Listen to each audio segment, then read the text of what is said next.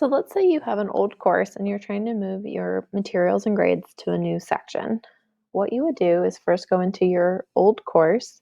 You need to make sure that your members are still active, and if not, go to your inactive tab and you're going to want to re-enroll any students or download your gradebook prior to them being removed. So what you want to do is hit the triple dots in your gradebook and hit export. You're going to want to select the second option, CSV for import into another system, and you're going to see that it's going to download. And so then what you're going to want to do is go to your new course. And the first thing you want to do is go to your eSchool Plus tab and configure your grading category. So for example, if you're in secondary, you're going to want to make sure that the grading configurations are aligned for summative, formative, and completion ungraded. And so there'll be a drop-down menu that will pop up that you're going to want to then select create new Schoology category, and then it'll auto-populate. I'd already done these, so you'll want to make sure you do all three and then hit save. Next, what you're going to want to do is go back to your original course, and what you're going to do is in your materials for your course, in your original course, hit Options, Save Course to Resources, and then you can just save it to the home. So this is going to save all of the materials that you have in that course, and then what you're going to do is go back to your new course, go back to your materials, and this is where you're going to hit Options, Import from Resources. And you're going to find the folder where you saved it. I saved it here. I'm going to click on this folder so that I can select all the individual items so that they import not just in a massive folder and then I have to drag them out, but as individual items. Okay, so now my items are here. If I went into my past work folder, I'm going to see all of the individual assignments that I had previously assigned. When I go back to the gradebook, what I'm going to see, if I go to the bulk edit, I'm going to see all of the items. Now, in order to import the grades, I need to assign a grading category. I need a selected due date. And so I need to go back and select the due date from when they were originally available and change the report period to Q1.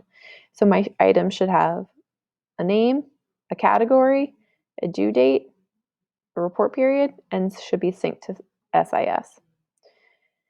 Okay, so let's just focus on this ELA 7-10-1 exit ticket.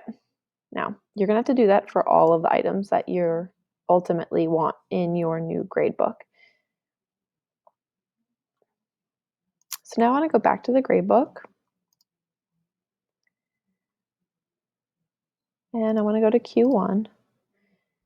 And I'm going to see here is the 10-1 exit ticket. So now what I want to do is open the file that I downloaded from my previous course. And I want to look for that particular exit ticket. All right, so for this activity, you're going to want to save each individual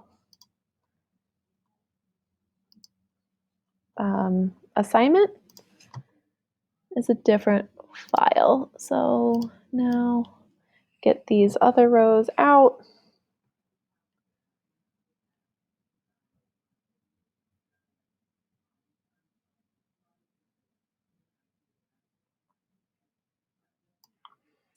Okay, now I'm going to save this.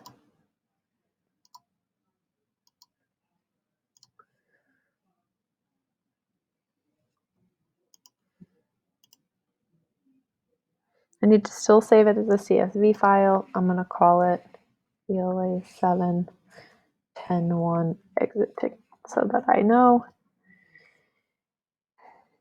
And that way it didn't replace what I was doing. So now what I want to do is go to import, choose that particular file, upload file, And now I need to select just a few categories. So now I'm going to look for, here are the grades that these students assigned. So those are the grades for the exit ticket assignment. So now I need to find the assignment title here. So basically what's going to happen is this is the assignment title that's in the file. It's now going to say for these students, put these grades in this column. So you can see here's a snapshot of all the grades for those students. And now if I toggle back to Q1, I'll be able to see that that has been populated. Take note that any of the missing items auto-populated as 0. So if you want to keep them as missing, you will need to retoggle for the missing items. Potentially, because this grade period has already passed, you would want to mark them as, excused, or leave them as missing, or change them to a 50%. The other option, if you don't want to load all of your Q1 grades, all you would need to do here is add a grading column.